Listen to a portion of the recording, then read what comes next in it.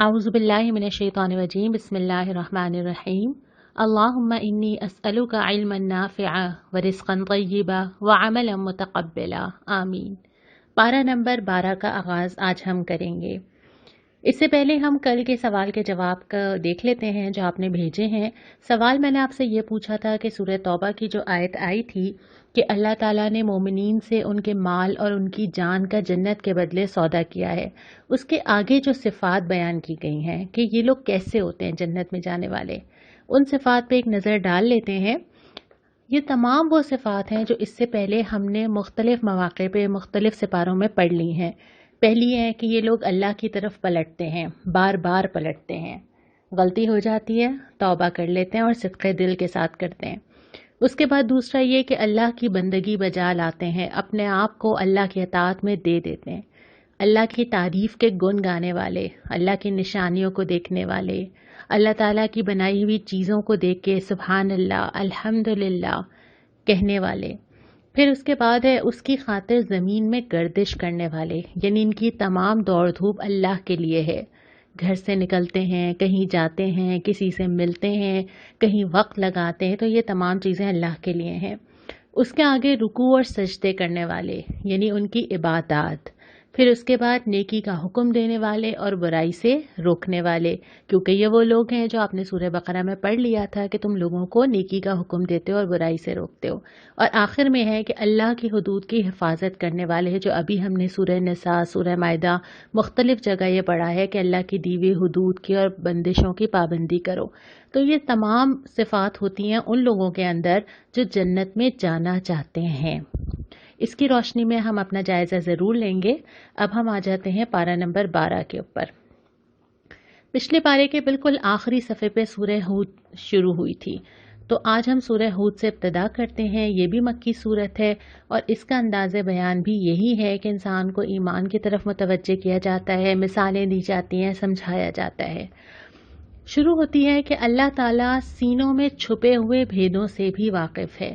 یہ بہت تسلی دینے والی آیت بھی ہے اور بہت ڈرانے والی آیت بھی ہے۔ اللہ تعالیٰ جانتا ہے جو ہم سب نے اپنے سینوں کے اندر چھپایا ہوا ہے۔ بہت ساری چیزیں ایسی ہیں جو ہم کرنا چاہتے ہیں کر نہیں پاتے، کوئی راستہ ایسا ہے جس پہ چلنا چاہتے ہیں چل نہیں پاتے، اپنی زندگی کو بہتر کرنا چاہتے ہیں لیکن بہت ساری مشکلات سامنے آ جاتی ہیں، بہت کچھ اللہ کے لیے لگانا چاہتے ہیں شاید میسر نہیں ہے۔ تو یہاں پہ تو اللہ تعالیٰ تسلی یہ دے ہی رہا ہے جو ہم نے کل کی صورت میں بھی پڑھا تھا کہ جو اللہ کے لیے اپنی نیت کو خالص کرتے ہیں اللہ تعالیٰ ان کو اجر دیتا ہے۔ لیکن اس کے ساتھ جو ڈرانے والی چیز ہے وہ یہ ہے کہ اللہ تعالیٰ جانتا ہے کہ دلوں کے اندر کیفیات کیا چل رہی ہیں، کسی کے ساتھ اچھے تعلقات ہیں تو کیوں ہیں، کسی کی کوئی چیز معاف کی جا رہی ہے تو کیوں معاف کی جا رہی ہے، کسی کے ساتھ خوش دلی سے ملاقات کی جا رہی ہے تو کیوں کی جا رہی ہے، دل کے اندر کی کیفیت کیا ہے، کہیں دل میں کوئی غصہ، غضب، کینہ، کوئی ایسی چیز تو نہیں ہے۔ تو اللہ تعالیٰ جتنے بھی اعمال انسان دنیا میں کرے گا اس کی قدر و قیمت کیا ہونی چاہیے یہ طے اس بنیاد پہ کرے گا کہ دل کے اندر کیا چل رہا ہے۔ پھر اس کے بعد فرمایا کہ یہ عقیدہ ضرور ہونا چاہیے جو زندگی کی بہت ساری چیزوں کی اصلاح کر دے گا کہ ہر جاندار کا رزق اللہ کے ذمے ہے۔ اللہ تعالیٰ چاہتا ہے کہ انسان تجارت بھی کرے، کوشش بھی کرے، لیکن عقیدہ یہ رکھے کہ اللہ نے اپنے ذمے لیا ہوا ہے کہ ہر ایک کو اس کا رزق پہنچائے۔ پھر اس کے بعد وہی دوبارہ سکھایا گیا سبق جو ہم نے کئی دفعہ پہلے پڑھا ہے کہ مومنین صبر اور شکر کرتے ہیں، ہر حالت میں سے نکل جاتے ہیں۔ صبر اور شکر ہر حال میں مطلوب ہے، یہ نہیں ہے کہ جب بہت ملے تو شکر کروں اور جب نہ ملے تو صبر کروں۔ دونوں صورتوں میں اگر بہت زیادہ مل بھی جائے تب بھی صبر یہ ہے کہ انسان کے اندر ٹھہراؤ ہو اور واپس سے باہر نہ ہو، اور اگر نہ ملے تب بھی اللہ کا شکر کرنا مطلوب ہے۔ پھر ایک سوال کیا ہے کہ کیا اندھا اور بینا برابر ہو سکتے ہیں؟ جس کو ہدایت نظر آ رہی ہو اور جس کو نہ آ رہی ہو، دونوں کے اعمال ایک جیسے تو نہیں ہوں گے۔ اور اس کے بعد جا کے پھر موضوع بدلتا ہے انبیاء کی طرف۔ بہت سارے نبیوں کا ذکر کیا جاتا ہے اور ان حالات میں کیا جاتا ہے کہ لوگوں کو اسلام کی طرف بلایا جا رہا ہے، اور یہ ساری چیزیں ہسٹری میں کئی دفعہ ریپیٹ ہو چکی ہیں، پہلے بھی ہو چکی ہیں اور شاید ہم بھی کہیں اس کا کہیں نہ کہیں کوئی حصہ دیکھ رہے ہوں۔ شروع ہوتا ہے حضرت نوح کی طرف سے، اپنی قوم کو بلاتے ہیں اور کیا فرماتے ہیں، سارے انبیاء کی جتنی بھی اللہ تعالیٰ نے تذکیر ذکر کی ہے، جو وہ اپنی قوم سے مخاطب کرتے ہیں، وہ ایک ہی بات ہے، اللہ کی بندگی کرو، میں اللہ کا بھیجا ہوا رسول ہوں، میں تمہیں اپنی طرف نہیں بلاتا، اللہ کی طرف بلاتا ہوں، اور مجھے تم سے کوئی اجر نہیں چاہیے۔ یہ ایک دین کی طرف بلانے والے کے لازمی خطبہ یا لازمی چیزیں کہ اس کو اپنے لیے کچھ نہیں چاہیے، نہ شہرت چاہیے، نہ پیسہ چاہیے، نہ تعریف چاہیے، وہ بلاتا ہے اللہ کی طرف۔ اور وہ لوگوں کو یہ نہیں کہے گا کہ میری اطاعت کرو، وہ تو یہ کہے گا کہ اللہ کی اطاعت کرو۔ اور تمام انبیاء نے اور پھر نبی کریم صلی اللہ علیہ وسلم نے یہی دعوت دی۔ حضرت نوح کی قوم کا ذکر ہے کہ وہ بلاتے ہیں، ان کی قوم کہتی ہے کہ نہیں، آپ تو عام سے انسان لگتے ہیں، آپ میں ہمیں کوئی نشانی یا کوئی غیر معمولی چیز نظر نہیں آتی۔ قوم نہیں مانتی، نتیجہ کیا آتا ہے؟ اللہ کا عذاب آتا ہے۔ لیکن ان اہل ایمان کو بچا لیا جاتا ہے جو اللہ کی ہدایت کے مطابق کشتی میں سوار ہوتے ہیں۔ حضرت نوح کہتے بھی ہیں کہ میرا بیٹا ڈوب رہا ہے، اور پھر کہتے ہیں کہ وہ تو میرے اہل و عیال میں سے تھا، تو اللہ تعالیٰ فرماتے ہیں کہ نہیں، آپ کے اہل و عیال تو وہی لوگ ہیں جو ایمان لائے، یعنی خونی رشتوں سے زیادہ مقدم وہ رشتے ہیں جن سے ایمان کا رشتہ ہے۔ پھر اس کے بعد ہم آ جاتے ہیں دوسرے ربع کے اوپر، وہی سلسلہ کرام چل رہا ہے۔ پہلے ذکر آتا ہے حضرت ہود دعوت لے کے جاتے ہیں قوم عاد کی طرف، یہی بات کہتے ہیں میں کوئی اجر نہیں مانگتا، اللہ کی بندگی کرو۔ قوم کہتی ہے کہ کوئی سری گواہی نہیں ہے، کوئی سری شہادت ہی نہیں ہے آپ کے پاس جس سے ہمیں اندازہ ہو کہ آپ اللہ کے نبی ہیں، وہ بھی انکار کرتی ہے، اللہ کے عذاب کو دعوت دیتی ہے، اور اس پہ بھی عذاب آتا ہے، لیکن اہل ایمان بچا لیے جاتے ہیں۔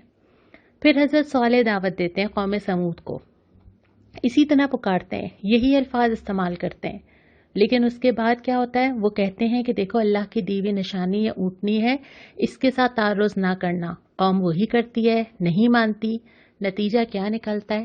عذاب الہی، لیکن اہل ایمان کو بچا لیا جاتا ہے۔ پھر اس کے بعد حضرت لوط کی قوم کی باری آتی ہے۔ جب فرشتے جاتے ہیں تو پہلے وہ حضرت ابراہیم کے پاس جاتے ہیں، اور حضرت ابراہیم کو اندازہ ہو جاتا ہے کہ یہ حضرت لوط کی قوم کی طرف جا رہے ہیں۔ اس کے بعد یہ حضرت لوط کی طرف جاتے ہیں، اور وہاں جا کے بھی ان بتایا جاتا ہے، خبردار کیا جاتا ہے، اور آخر کار وہ قوم انکار کرتی ہے، عذاب الہی آتا ہے، لیکن اہل ایمان کو وہاں پر بھی بچا لیا جاتا ہے۔ پھر اس کے بعد ہم تیسرے ربع کی طرف آتے ہیں۔ تیسرے ربع میں حضرت شعیب کی قوم کا ذکر ہے۔ حضرت شعیب اپنی قوم کو پکارتے ہیں، یہی الفاظ کہتے ہیں، اللہ کی بندگی کی دعوت کہتے ہیں، اللہ کے ساتھ کسی کو شرک نہ کرنے کی ہدایت کرتے ہیں، لیکن وہ قوم بھی نہیں مانتی، نتیجہ کیا نکلتا ہے؟ اللہ کا عذاب آتا ہے، لیکن اہل ایمان کو بچا لیا جاتا ہے۔ یہ جتنے قصے ہم نے اب تک کے سنے، ان تمام قصوں کے اندر جو سبق دینا مقصود ہے اللہ تعالیٰ کا، جو اس سے میسیجز نکلتے ہیں، وہ اب ہم بات کر لیتے ہیں، جو زیادہ تر اس پارے کے تیسرے ربع کے اندر آتے ہیں۔ ان تمام قوموں کی الگ الگ نمایاں چیزیں ایسی تھیں جس کی وجہ سے وہ عذاب کا شکار ہوئے۔ مثال کے طور پہ حضرت شعیب کی قوم کی خاص بات یہ تھی کہ ناپ تول میں کمی کرتے تھے، اور یہ کہتے تھے کہ ہمارا مال اپنی منشا سے خرچ کیوں نہ کریں۔ قوم لوط ہم جنس پرستی تھی، قوم سمود اللہ کی نشانی کو ٹھکراتے تھے۔ تو یہ تمام چیزیں اگر آپ قصے پڑھتے چلے جائیں گے تو آپ کو کسی پوائنٹ پہ یہ لگے گا کہ ہر قوم کی تو ایک تھی نا، ہمارے معاشرے میں ساری کی ساری ہیں، یعنی ہر قوم کی ایک پرومیننٹ چیز تھی جس کی وجہ سے اللہ کہتا ہے کہ ان کو عذاب ملا۔ میرے معاشرے میں مجھے یہ ساری نظر آتی ہیں۔ شاعر اللہ ہم نے پہلے بات کی تھی، جمعے کا دن، اس کی بے حرمتی نظر آتی ہے، ناپ تول میں کمی نظر آتی ہے، اپنی مرضی اپنی منشا سے مال خرچ کرنے کی خواہش نظر آتی ہے، یہ کہنا کہ ہم اپنے باپ دادا کے اس پہ چلیں گے یہ بھی نظر آتا ہے۔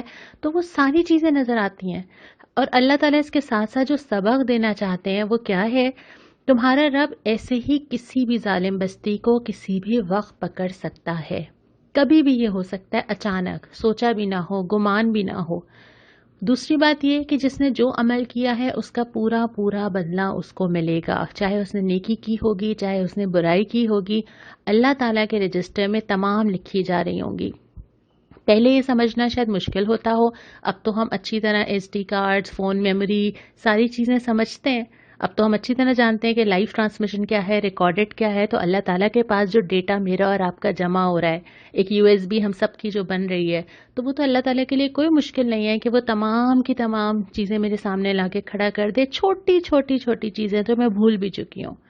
تیسری چیز یہ بتائی کہ راہ راست پہ ثابت قدمی بہت اہم ہے۔ یہ تو ہو سکتا ہے کہ کسی وقت میں تھوڑا آگے بڑھ جاؤں، یہ ہو سکتا ہے کہ رمضان میں مجھے تقویٰ زیادہ محسوس ہوتا ہے، قرآن سے تعلق بھی زیادہ ہو جاتا ہے، عبادتیں بھی زیادہ بڑھ جاتی ہیں، لیکن ثابت قدم رہنا، ایک دفعہ اگر اللہ کے راستے پہ قدم رکھنے کا فیصلہ کیا ہے نا، تو اپنے آپ کو مضبوطی کے ساتھ اس راستے کے اوپر چلانا یہ آسان نہیں ہے، یہ بہت مشکل ہے، بہت ساری مشکلات بھی آتی ہیں، لیکن جب بندہ ارادہ کرتا ہے تو اللہ راستہ آسان ضرور کرتا ہے۔ ایک اور چیز یہ بتائی کہ نیکیاں برائیوں کو دور کر دیتی ہیں۔ انسان بہت ساری نیکیاں جمع کرے، کیونکہ ہم جانتے ہیں یقیناً اللہ تعالی ہمیں معاف کرے، لیکن ہمارے اعمال نامے میں بہت ساری دانستہ نادانستہ گناہ موجود ہوں گے، تو اس کے لیے ضروری ہے کہ میں اتنی ساری نیکیاں جمع کر لوں جو میرے گناہوں بیلنس کر سکیں، اور پھر اس کے بعد چھوٹی چھوٹی نیکیوں کی قدر کروں، وہ جو کسی کو پانی پلا دینا، وہ جو سلام کرنا، وہ کسی کو دیکھ کے مسکرا دینا، وہ راستے سے کوئی پتھر کا ہٹا دینا، اپنے نامہ اعمال کو بھرنے کی فکر کروں۔ جس طرح ہم وہ چھوٹے چھوٹے کوئنز اپنے پرس کے کسی خانے میں ڈالتے ہیں، ہمیں اندازہ ہی نہیں ہوتا، ہم تو بھول چکے ہوتے ہیں۔ 5 روپے کا وہ سکہ تو ہمیں اہمیت بھی نہیں رکھتا ہمارے لیے، لیکن جب ہم کبھی اس کو گننا شروع کرتے ہیں تو ہمیں اندازہ ہوتا ہے کہ اچھا رکھنے میں تو صرف 5 تھے، نکلے تو اتنے سارے ہو گئے۔ اسی طرح وہ نیکیوں کے جو کوئنز ہیں نا، ان کو ڈالتے جائیں ڈالتے جائیں ڈالتے جائیں، جب ضرورت ہوگی تو وہ اتنے سارے بن کے پہاڑ بن کے ہمارے سامنے آ سکتے ہیں۔ تو ان چھوٹی چھوٹی نیکیوں کو جو ہے ان کی بھی قدر کرنا اور ان کو بھی اہمیت دینا ضروری ہے۔ پھر اس کے بعد ایک اور چیز یہی فرمائی کہ نماز اور صبر، یہ ہم بار بار پڑھتے ہیں، یہ 2 چیزیں انسان کو تقویت دینے والی ہیں۔ اس کے بعد یہ فرمایا کہ اللہ تعالیٰ ناحق کسی بستی کو تباہ کرنے والا نہیں ہے جب تک اس کے باشندے اصلاح کرنے والے ہوں، اور یہ وہی اعادہ ہے جو پہلے بھی آیا تھا کہ ضرور تم میں سے کچھ لوگ ایسے ضرور ہوں جو نیکی کا حکم دینے والے ہوں اور برائی سے روکنے والے ہوں۔ جب تک ایسے لوگ موجود رہتے ہیں، اللہ تعالیٰ کو یہ اس بات کی امید ہوتی ہے کہ کچھ لوگ ضرور ان میں سے بہتر ہو جائیں گے، ضرور بات سن لیں گے، لیکن جب سارے ہی لوگ اس میں مطمئن ہو جائیں تو پھر اللہ تعالیٰ بھی اس قوم کو غرق کر دیتا ہے۔ اور پھر فرمایا کہ کیوں نہ زمین میں کوئی اہل خیر رہے جو لوگوں کو متوجہ کرتے، کیوں نہ ایسے لوگ تھے جو لوگوں کو روکتے، صرف نیکی کا حکم ہی نہیں دینا، برائی کو بھی روکنا ہے، اس کی بھی یہاں پہ ساتھ ساتھ ہدایت کی گئی ہے۔ اس کے بعد پھر ہم آتے ہیں پارہ نمبر 12 کے چوتھے ربع کے اوپر۔ یہاں سے شروع ہوتی ہے سورہ یوسف، اور ایک طویل قصہ ہمیں حضرت یوسف علیہ السلام کا ملتا ہے۔ آغاز ہوتا ہے حضرت یوسف کے خواب سے کہ 11 ستارے، سورج اور چاند سجدہ کر رہے ہیں، اور وہ یہ خواب اپنے والد حضرت یعقوب علیہ السلام کو سناتے ہیں، اور ان کو منع کرتے ہیں ان کے والد کہ یہ خواب ابھی اپنے تک ہی رکھیں اور کسی اور کو نہ سنائیں۔ اس کے بعد پھر وہ واقعہ ہے جو آپ نے یقیناً سب نے سنا ہوا ہے کہ حضرت یوسف کو ان کے بھائی اپنے والد کی اجازت سے لے کر جاتے ہیں، کنویں میں ڈال دیتے ہیں، اور پھر والد کو آ کے بتاتے ہیں کہ جیسے بھیڑیا کھا گیا، اور حضرت یعقوب کے جو جملے اللہ تعالیٰ کو اتنے پسند آئے کہ اب تو میں صبر ہی کروں گا، بہترین صبر۔ اتنا اللہ تعالیٰ کو وہ صبر پسند آیا کہ ہمیں پڑھایا گیا کہ آج ہم اتنے 100 سال بعد بھی وہ قصہ یاد کر رہے ہیں۔ اور اس کے بعد اس واقعے میں یہ بھی پڑھایا گیا کہ ایک تدبیر ہے جو انسان کرتا ہے اور ایک تدبیر ہے جو اللہ کرتا ہے۔ کس طرح اپنے طور پہ تو ان کے بھائیوں نے کنویں میں ڈال دیا تھا، اپنی طرف سے تو بات ختم ہو گئی تھی، اپنی طرف سے تو بہترین تدبیر تھی، سب مطمئن ہو گئے تھے، والد کو بھی جواب دے دیا، لیکن اللہ نے کیا تدبیر کی، اور اس کنویں میں ڈالے جانے کے بعد پھر اللہ تعالیٰ کیسے راستہ بناتا ہے کہ اس کنویں سے ایک آدمی نکالتا ہے، وہاں کا بڑا صاحب حیثیت شخص ہے، اپنے گھر لے کے جاتا ہے، وہاں پہ کردار پہ الزام لگایا جاتا ہے، اور آخرکار پھر قید خانے میں ڈالے جاتے ہیں، جہاں سے پھر دربار میں جانے کا راستہ بنتا ہے۔ یہ بات بھی ذہن میں رہے کہ حضرت یوسف پہ جب یہ کردار کشی کا الزام لگتا ہے یا جب ان کو دعوت دی جاتی ہے گناہ کی طرف، تو ان کی عمر کیا تھی؟ وہ 20s میں تھے، یعنی یہ کسی بزرگ کی بات نہیں ہو رہی، بلکہ یہ اس ایج کی بات ہو رہی ہے جب انسان اپنے یوتھ میں کاؤنٹ ہوتا ہے۔ اس وقت یہ جواب دیتے ہیں کہ مجھے اپنے نفس سے بہت ڈر ہے، اور کریکٹر کی یہ مضبوطی وہاں بھی نظر آتی ہے، قید میں بھی نظر آتی ہے۔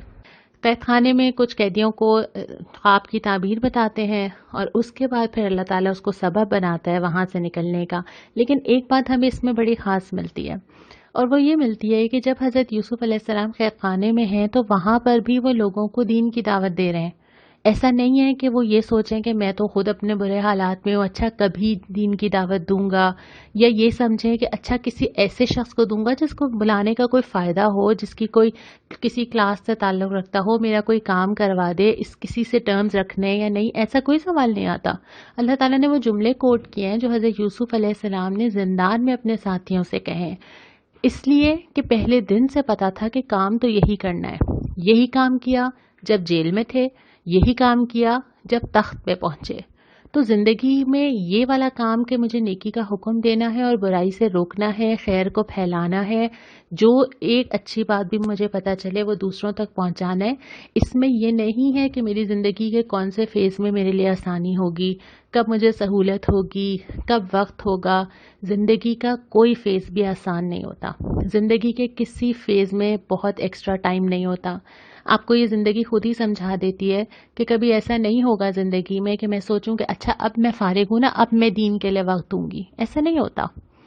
آپ کو زندگی کے بہت سارے کاموں کے ساتھ ساتھ ہی یہ کام بھی کرنا ہوتا ہے، دین کو سمجھنا بھی ہوتا ہے، سمجھانا بھی ہوتا ہے، آیتوں پہ عمل بھی کرنا ہوتا ہے، دوسروں کو بھی سکھانا ہوتا ہے۔ جیسے میں نے یہاں پہ حضرت یوسف کا ذکر کیا کہ جو زندان میں ان کے ساتھی تھے، اس وقت کو بھی انہوں نے استعمال کیا اور ان کو اللہ کی طرف بلایا۔